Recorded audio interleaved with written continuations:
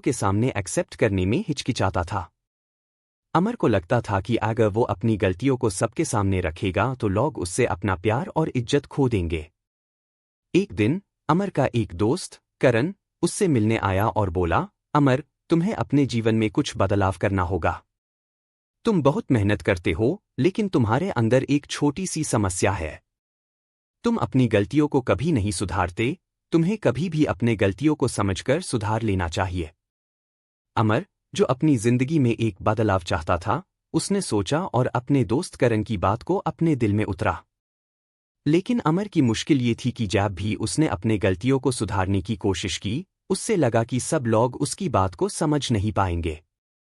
अमर ने अपनी गलतियों को सुधारने का एक तरीका सोचा और डिसाइड किया कि वो अपनी गलतियों को अपने परिवार और दोस्तों के सामने रखकर अपने जीवन में सुधार लाएगा। अमर ने सोचा कि अपनी गलतियों को सबके सामने रखना एक मुश्किल काम है, लेकिन अगर वो ये कर पाता है तो वो अपनी जिंदगी में सच्चा बदलाव ला सकता है। अमर का फैसला और उसका परिणाम। एक दिन अमर ने अपने सभी दोस्त और परिवार वालों को बुलाया और अपनी पुरानी गलतियों के बारे में उनसे बात की। अमर ने कहा, मुझे माफ करो, मैंने कई बार आप सबकी फीलिंग्स को समझने की कोशिश नहीं की। मैंने अपने गुस्सा और बातों से आपको चोटा करने का काम किया। आज मैं अपने गलतियों को सुधारने का वचन देता हूं। अगर आप सब मुझे अपनी गलतियों को सुधारने का एक और मौका देंगे तो मैं अपने कर्मों को सुधारने की पूरी कोशिश करूंगा। अमर की बातें सुनकर उसके परिवार और दोस्त उससे थोड़ा हैरान हो गए। उन्होंने सोचा, अमर, जो कभी अपनी गलतियों को नहीं मानता था, आज उसने अपनी गलतियों को सबके सामने रख दिया है।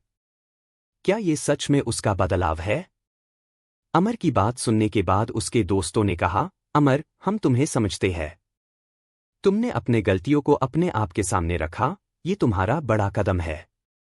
अब तुम्हारे पास एक मौका है अपनी जिंदगी में सुधार करने का। ईश्वर एक के लिए करता है। बीरबल अपनी कहानी सुनते ही अकबर और दरबार के लोगों से कहा, देख, अमर ने अपनी गलतियों को अपने दोस्तों और परिवार के सामने रखा और अपनी जिंदगी में बदलाव लाना शुरू किया।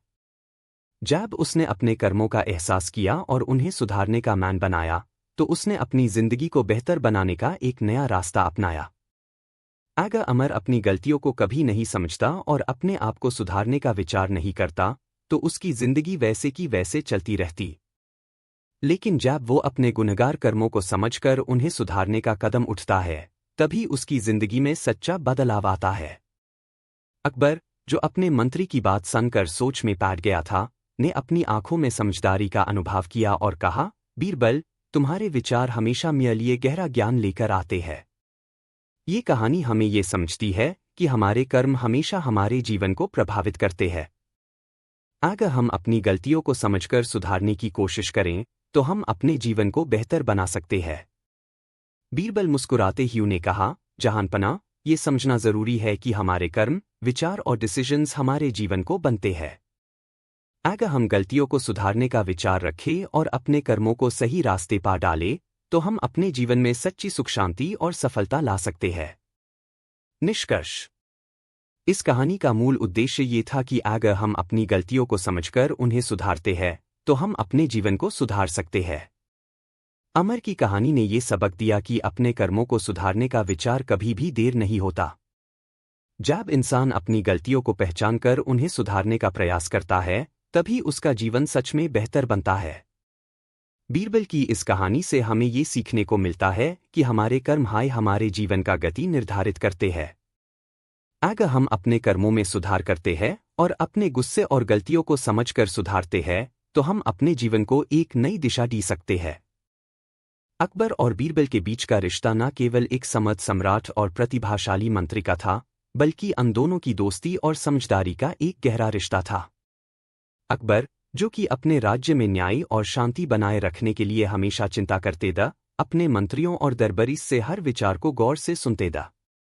उनके सबसे समझदार और प्रतिभाशाली मंत्री बीरबल थे, जो अपने ज्ञान और चतुराई से हर समस्या का हल निकाल लेते थे।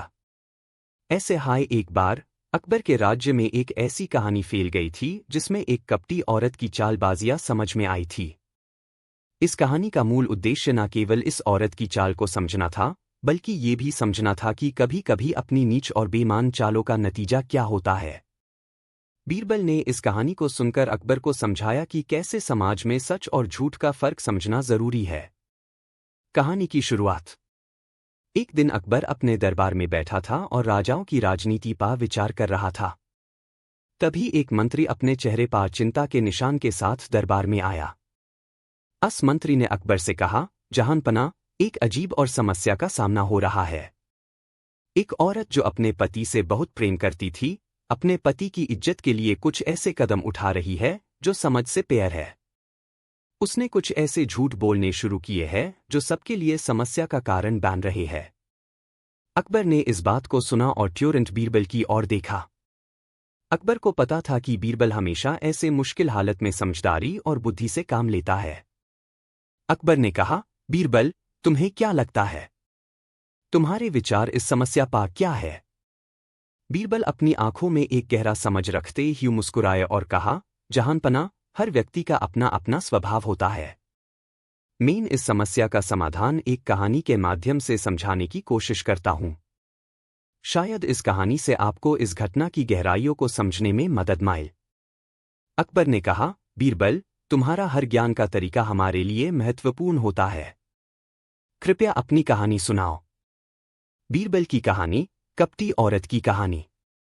बीरबल ने अपने ज्ञान को प्रस्तुत करते ही कहानी सुनानी शुरू की। एक बार की बात है, एक छोटे से शहर में एक औरत अपने पति के साथ रहती थी। उस औरत का नाम जैनब था और उसका पति अहमद एक ईमानदार और मेहनती व्यक्ति था।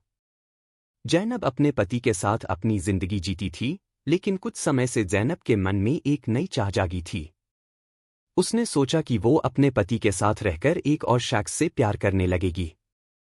जैनब का मन था कि वो अपने पति के साथ रहते ही किसी और व्यक्ति के साथ दोस्ती कर सके।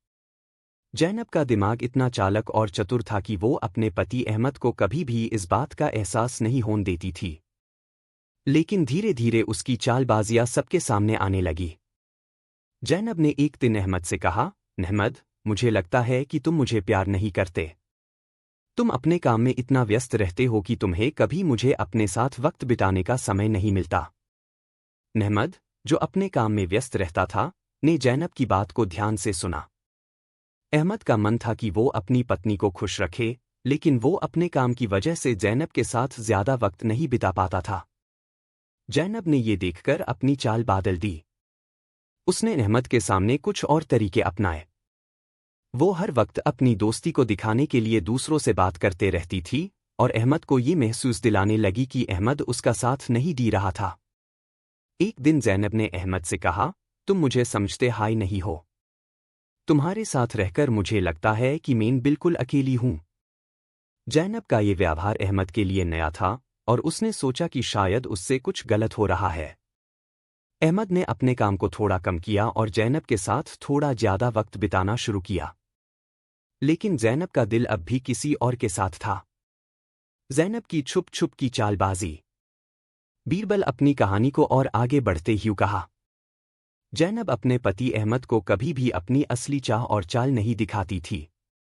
उसने अपनी छुपी हुई चाल को ऐसे रखा था कि अहमद को कभी भी ये समझ में नहीं आता था कि उसकी पत्नी किस दिशा में जा रही थी।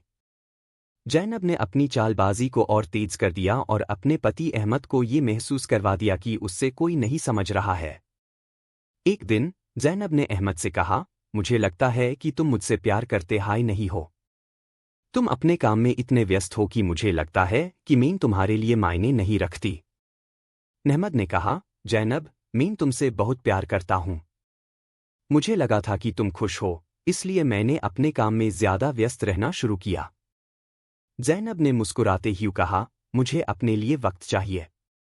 तुम्हें यह समझना होगा कि मुझे अपनी जिंदगी में प्यार और समर्थन की जरूरत है। तुम्हारे साथ रहकर मैं अकेली महसूस करती हूं। अहमद को जैनब की बात समझ में आई और उसने अपने काम से थोड़ा समय निकालकर जैनब के साथ वक्त बिताना शुरू किया। लेकिन जैनब का असली उद्देश्य कभी नहीं बदला था। उसका मन एक और व्यक्ति की ओर था, लेकिन वो अपने पति को यह सब समझने नहीं देना चाहती थी। बीरबल की समझदारी और जैनब की चाह। बीरबल अपनी कहानी को समाप्त करते ही कहा, जैनब अपने चालबाजी में ऐसे उलझन डाल रही थी कि सब कुछ उसके कंट्रोल में था। वो अपने पति को गलत महसूस करवाकर अपने असली इरादों को छुपाए रखना चाहती थी। लेकिन इस प्रकार की चालबाजी कभी भी सुखद परिणाम नहीं लाती। जैनब की ये चाल और घृणा उसकी जिंदगी को भी अधूरा कर गई। जैनब के गुनहगार करमून का फल उससे तब मिला जब उसके पति अहमद को उसकी असली चाल समझ में आई। अहमद को सब कुछ समझ में आया और उसने जैनब को समझाने की कोशिश की। लेकिन जैनब का अपना ईगो और अपनी चालबाजी उसके जीवन में बदलाव लाना मुश्किल बना गया। निष्कर्ष: बीरबल की कहानी से सबको ये सीख मिलती है कि चालबाजी और झूठ कभी भी सही नहीं होते। जैनब की कहानी एक प्रमाण है कि अपने गुनहगार कर्मों से कभी भी सफलता नहीं मिलती। अकबर, जो अपनी दोस्ती और समझदारी को समझते थे, ने बीरबल की बात सुनकर कहा, बीरबल, तुमने इस कहानी से सच्चाई और झूठ के फर्क को समझा दिया। अगर हम अपने कर्मों को समझकर और अपने गलतियों को सुधार के अपनी जिंदगी जीतकर जीवन में सच्चा प्यार पाना चाहते हैं तो हमें कभी भी झूठ नहीं बोलना चाहिए। इस कहानी का मूल उद्देश्य ये था कि हमें अपने कर्मों को समझकर अपनी जिंदगी में सच्चाई और ईमानदारी को अपनाना चाहिए। जैनब की कहानी ये दिखाती है कि चालबाजी और झूठ का कोई अच्छा अंजाम नहीं होता और अपने गुनहगार कर्मों का असर हमेशा हमारे जीवन पर पड़ता है। बीरबल की कहानियां हमेशा से अपनी समझदारी और चतुराई के लिए प्रसिद्ध रही है। उनका हर विचार, हर छोटी सी बात भी एक गहरा संदेश देती थी जो लोगों को जिंदगी के सही रास्ते पार चलने का ज्ञान देती थी। आज की कहानी में बीरबल अपने सम्राट अकबर को एक ऐसे बात से समझाते हैं जो हम सब के लिए एक महत्वपूर्ण सबक है। ये कहानी एक ऐसे घटना पर आधारित है जिसमें नखूं, नेल्स और एक बादशाह की कहानी है जो अक्सर हमारे जीवन में लगती है लेकिन हम उससे नजरअंदाज कर देते हैं। कहानी में छोटी सी चीज की अहमियत समझना और उससे जुड़ा ज्ञान जरूरी है। कहानी की शुरुआत: एक दिन अकबर अपने दरबार में बैठा हुआ था और अपने राजाओं से बात कर रहा था। सब कुछ ठीक चल रहा था, तभी एक मंत्री अपने चेहरे पर चिंता के निशान के साथ दरबार में आया। उसने अकबर से कहा, जहांपना, एक अजीब और समस्या का सामना हो रहा है। आज एक ऐसे औरत को हमारे राज्य में देखा गया है जिसे अपने नखूं, नेल्स की देखभाल में इतनी ज्यादा बेचैनी थी कि उसने अपने सभी सामाजिक कामों को प्रभावित कर दिया है। उसकी कहानी सुनकर सबको हैरानी हुई। अकबर ने सोचा और अपने मंत्री से कहा, बीरबल, तुम्हें इस बात का क्या लगता है? तुम्हारे विचार क्या है? बीरबल, जो हमेशा अपने समझदारी और चतुराई से सबको हैरानी में डाल देते थे, मुस्कुराए और कहा, जहांपना, ये समस्या एक छोटी सी चीज के बारे में है लेकिन इसका प्रभाव बेड घटनाएं पैदा कर सकता है। मैं इस कहानी को अपने तरीके से समझाता हूं। शायद इसे आपको इस घटना का असली अर्थ समझ में आए। अकबर ने कहा, बीरबल, तुम्हारे हर विचार में कुछ ना कुछ ज्ञान होता है। कृपया अपनी कहानी सुनाओ। बीरबल की कहानी, नखूं और बादशाह की कहानी। बीरबल अपनी कहानी सुनते ही कहा, एक बार की बात है, एक राज्य में एक बादशाह अपने राज्य को बहुत अच्छी तरह से चला रहा था। उस बादशाह का नाम शाह आलम था और उसका राज्य सबके लिए एक मिसाल था। शाह आलम अपने प्रजा की देखभाल करता था और उनके लिए हमेशा कुछ ना कुछ नई योजनाएं लाता था। उसके राज्य में हर चीज व्यवस्थित थी और लोग खुश हालत में जी रहे थे। लेकिन शाह आलम को एक समस्या का सामना था जो यूज अक्सर परेशान करती थी। एक दिन शाह आलम अपने महल में अकेला बैठा हुआ था। उस दिन कुछ अजीब हो रहा था। उसकी पत्नी बेगम बार बार अपने नखूं, नेल्स के बारे में बात कर रही थी। बेगम को अपने नखूं की देखभाल करना बहुत पसंद था और वो अपने नखूं को बार बार बदलती रहती थी। बेगम अपने नखूं को एकदम सुंदर बनाने के लिए हर दिन नए तरीके अपनाती थी। उस दिन भी बेगम ने शाह आलम से कहा, मुझे अपने नखूनों को सुंदर बनाने के लिए कुछ और सुंदर चीज चाहिए। मुझे किसी नए तरीके से अपने नखूं सजाने हैं। शाह आलम, जो अपने राज्य के काम में व्यस्त था, उस दिन थोड़ा चिंतित था। उसने बेगम से कहा, बेगम, नखों की सुंदरता तो एक छोटी सी बात है। हमारे राज्य के कई बेड काम है जिनके लिए मुझे अपना समय देना जरूरी है।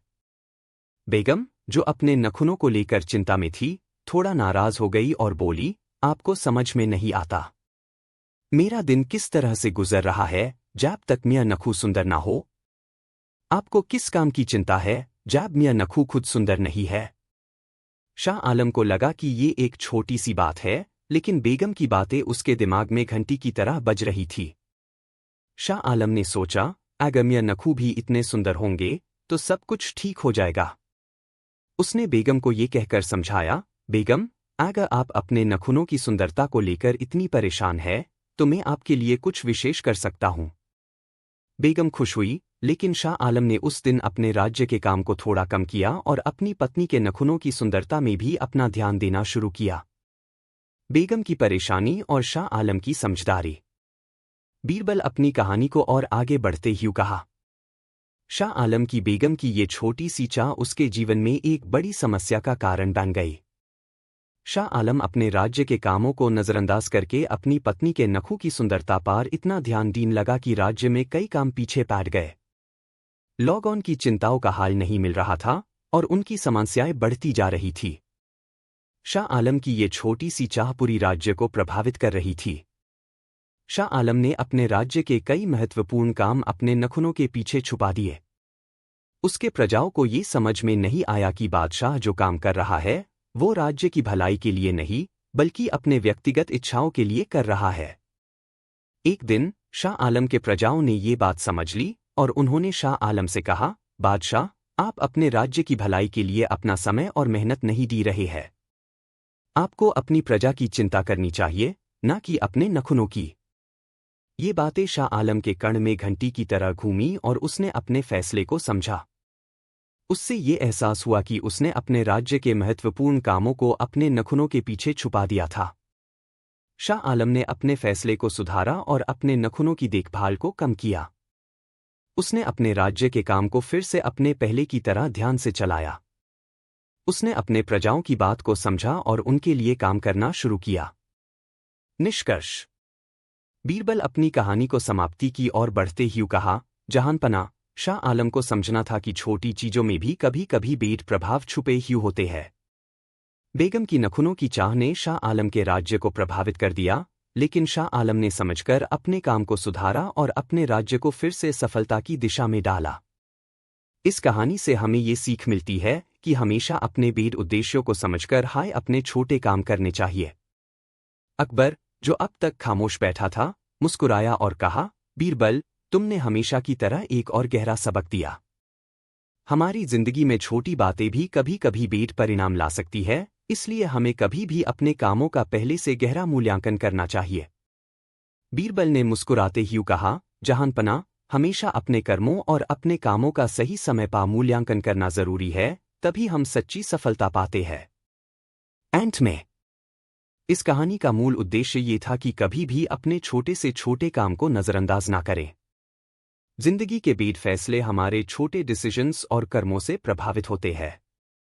शाह आलम की कहानी हमें ये समझती है कि हमारे नखुनों की सुंदरता या किसी और छोटी बात की अहमियत कभी कभी हमारे बेड उद्देश्यों को प्रभावित कर सकती है। अकबर और बीरबल की कहानियां हमेशा से समझ और विवेक का एक गहरा प्रतीक रही है। बीरबल की समझदारी और उनके चतुराई का कोई जवाब नहीं था।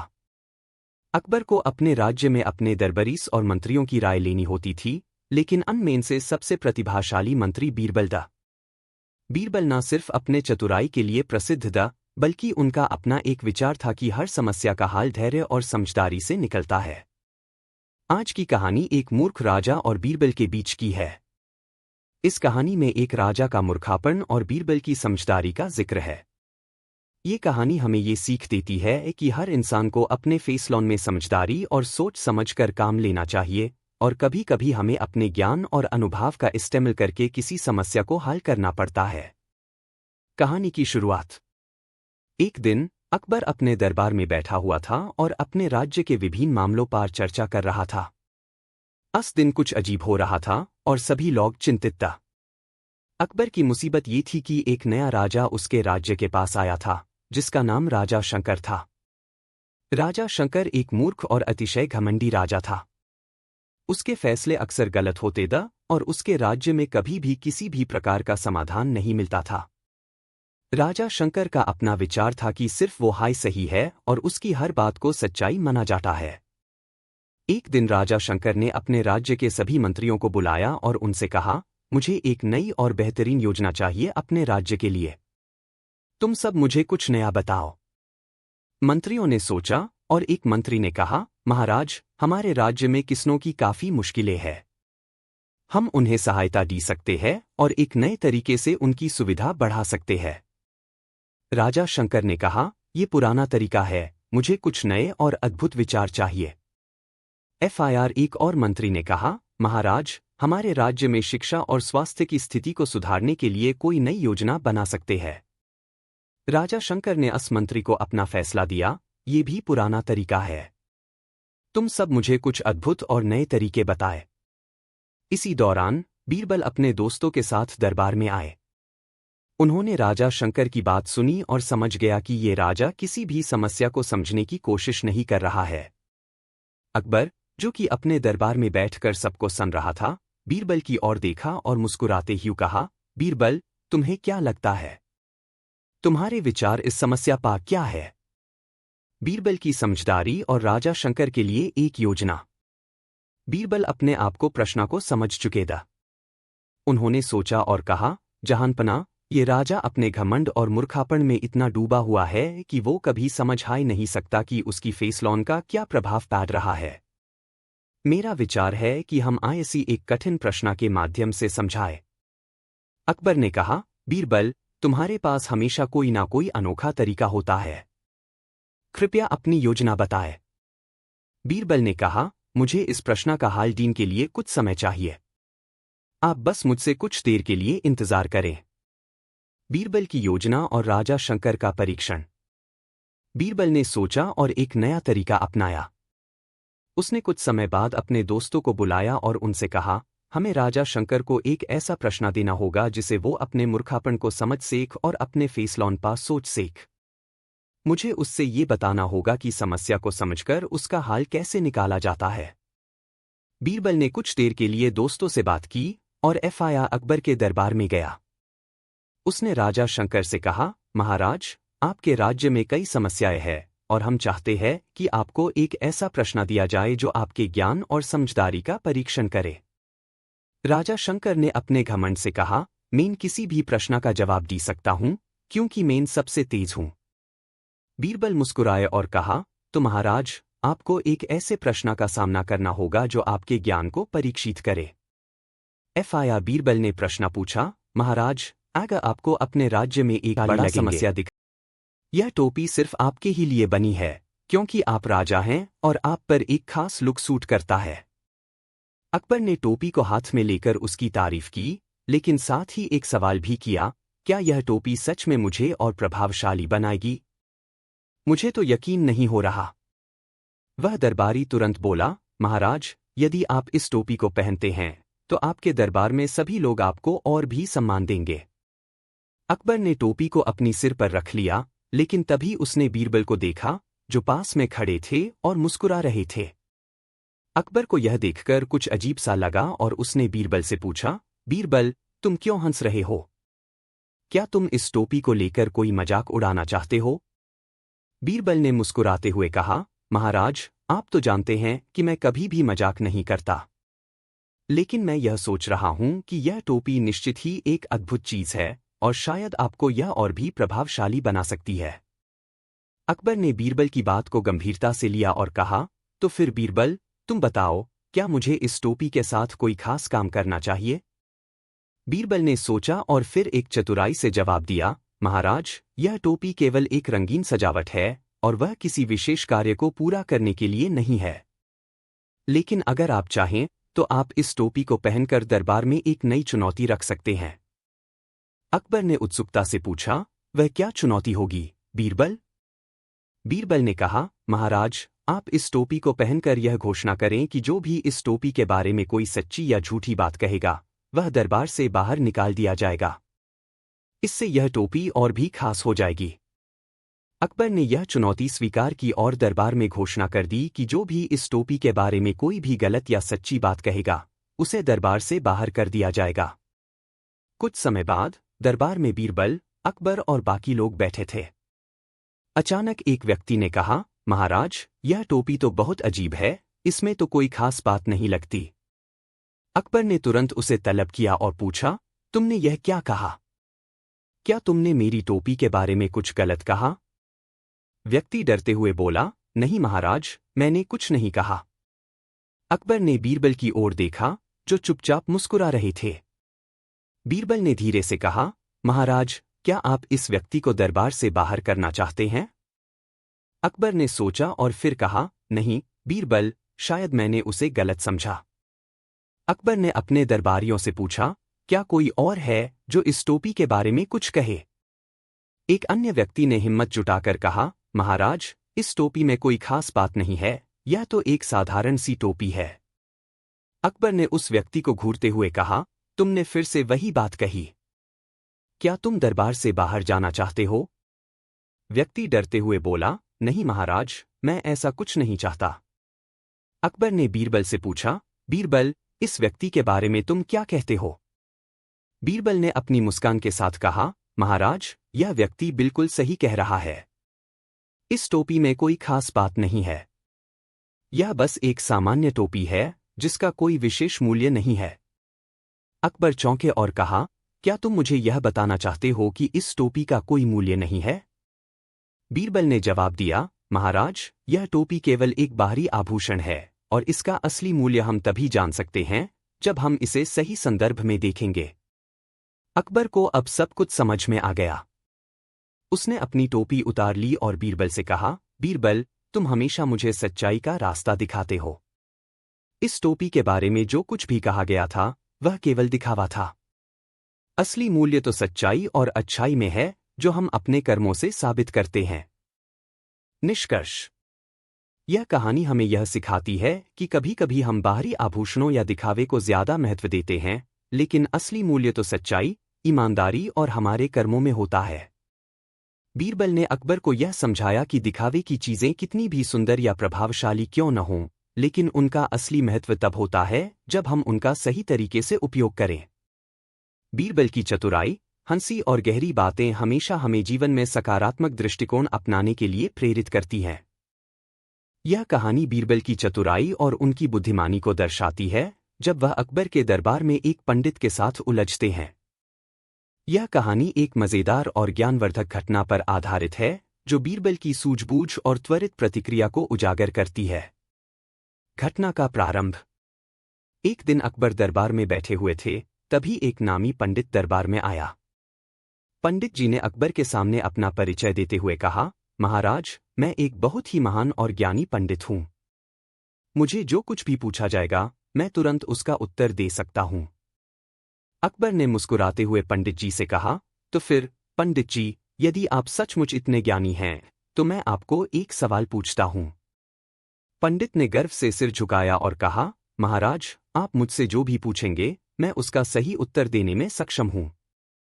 अकबर ने मुस्कुराते हुए कहा, तो फिर पंडित जी, आपको यह बताना होगा कि कौन सा आदमी सबसे बुद्धिमान है। पंडित ने तुरंत जवाब दिया, महाराज, सबसे बुद्धिमान वह व्यक्ति है जो अपने ज्ञान और समझदारी का सही इस्तेमाल करता है। अकबर को पंडित का उत्तर पसंद आया, लेकिन उसने सोचा कि उसे पंडित को और चुनौती देना चाहिए। उसने बीरबल को देखा, जो दरबार में खड़े थे और एक चुप्पी साधे हुए थे। अकबर ने बीरबल को बुलाया और कहा, बीरबल, इस पंडित का उत्तर बहुत अच्छा था, लेकिन क्या तुम मुझे बताओगे कि कौन सबसे बुद्धिमान है? बीरबल ने मुस्कुराते हुए जवाब दिया, महाराज, सबसे बुद्धिमान वह व्यक्ति है जो अपने ज्ञान को सही समय पर और सही तरीके से उपयोग करता है। अकबर ने देखा कि बीरबल ने वही उत्तर दिया जो पंडित जी ने दिया था, लेकिन बीरबल की बातों में कुछ और गहराई थी। अब अकबर ने पंडित जी से और एक सवाल किया। पंडित को चुनौती। अकबर ने पंडित से कहा, पंडित जी, एक और सवाल है। आप मुझे यह बताइए कि अगर किसी व्यक्ति को बहुत बड़ी कठिनाई का सामना करना पड़े और उसे इससे निकलने का कोई रास्ता न मिले, तो वह क्या करेगा? पंडित जी ने कहा, महाराज, ऐसे समय में वह व्यक्ति समझदारी से काम लेकर किसी ज्ञानी व्यक्ति से सलाह लेगा और फिर वह समस्या का हल ढूंढेगा। अकबर ने फिर बीरबल से पूछा, बीरबल, क्या तुम इस सवाल का उत्तर दे सकते हो? बीरबल ने बिना देर किए कहा, महाराज, अगर किसी व्यक्ति को इतनी बड़ी कठिनाई का सामना करना पड़े और उसे बाहर निकलने का कोई रास्ता न दिखे, तो वह किसी पंडित या ज्ञानी से सलाह लेगा, लेकिन सबसे पहले वह अपनी स्थिति पर ध्यान से सोचने का प्रयास करेगा, ताकि उसे अपनी समस्या का हल अपने भीतर से मिल सके। अब पंडित जी कुछ चिढ़े हुए से दिखे और उन्होंने कहा, महाराज, बीरबल तो हमेशा मुझे ही चुनौती देते रहते हैं। अकबर ने हंसी में कहा, पंडित जी, बीरबल तो अपनी बातों से आपको समझाते हैं, लेकिन आप भी तो किसी न किसी तरीके से हमें ज्ञान देते हैं। दोनों की बातें समान हैं, पर तरीका अलग अलग है। पंडित पुकारो का मजेदार मोड़। तभी अकबर ने एक मजेदार आइडिया सोचा और पंडित जी से कहा, पंडित जी, बीरबल की बातों में बहुत ज्ञान होता है, लेकिन अब हम एक मजेदार खेल खेलते हैं। मैं और बीरबल दोनों अलग अलग सवाल पूछेंगे। यदि आप दोनों सवालों का सही उत्तर दे पाते हैं, तो आप सचमुच एक महान पंडित साबित होंगे। पंडित जी ने उत्साहित होकर कहा, महाराज, मुझे कोई भी सवाल पूछिए, मैं इसका जवाब देने के लिए तैयार हूं। अकबर ने कहा, ठीक है पंडित जी।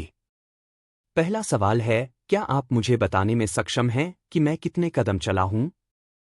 पंडित जी हैरान हो गए और बोले, महाराज, यह तो बहुत मुश्किल सवाल है। मैं नहीं जानता कि आप कितने कदम चले हैं, क्योंकि मैंने आपको चलते हुए नहीं देखा। अब अकबर ने मुस्कुराते हुए बीरबल से पूछा, बीरबल, तुम्हारे हिसाब से इसका जवाब क्या हो सकता है? बीरबल ने चुटकी लेते हुए कहा, महाराज, पंडित जी के जवाब से तो यही लगता है कि यह सवाल केवल आपको ही पूछा जा सकता है, क्योंकि पंडित जी को तो यह भी नहीं पता कि आप कितने कदम चले। अब अकबर और बीरबल दोनों जोर से हंसे और पंडित जी थोड़े चिढ़े हुए दिखे। पंडित जी ने कहा, महाराज, क्या यह कोई मजाक था? अकबर ने कहा, बीरबल, तुमने सही कहा। यह सवाल सिर्फ इसलिए था ताकि हम देख सकें कि पंडित जी अपने ज्ञान का उपयोग कैसे करते हैं। लेकिन अब हम एक और सवाल पूछेंगे। अकबर ने फिर कहा, पंडित जी, अगर मैं आपको एक शब्द बोलूं, तो क्या आप मुझे उसका अर्थ बता सकते हैं? पंडित जी ने कहा, महाराज, बिल्कुल।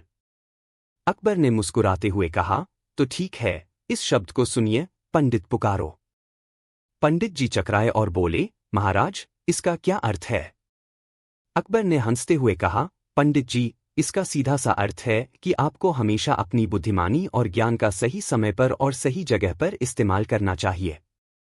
और जब भी कोई चुनौती हो, तो पंडित को पुकारो। निष्कर्ष। इस मजेदार कहानी में बीरबल ने अपनी चतुराई और मजाकिया अंदाज में पंडित जी को यह सिखाया कि ज्ञान और बुद्धिमानी का सही प्रयोग सबसे महत्वपूर्ण होता है, और कभी कभी हमें अपनी चतुराई का उपयोग परिस्थितियों के हिसाब से करना चाहिए। अकबर ने भी इस कहानी के माध्यम से पंडित जी को यह समझाया कि ज्ञान का घमंड नहीं, बल्कि उसका सही तरीके से इस्तेमाल करना ही असली विद्वता है।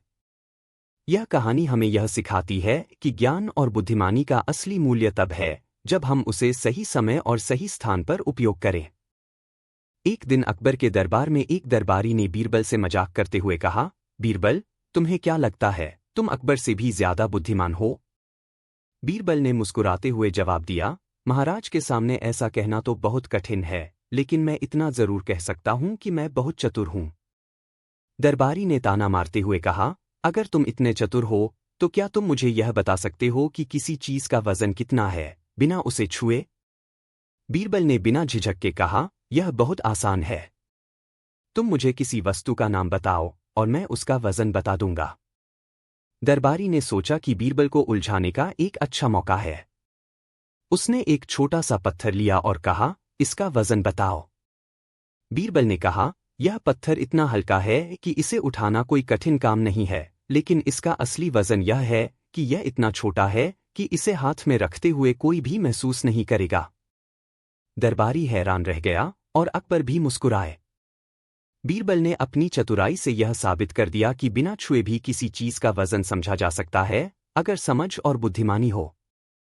यह कहानी दिखाती है कि बीरबल की बुद्धिमानी किसी भी चुनौती से ऊपर थी।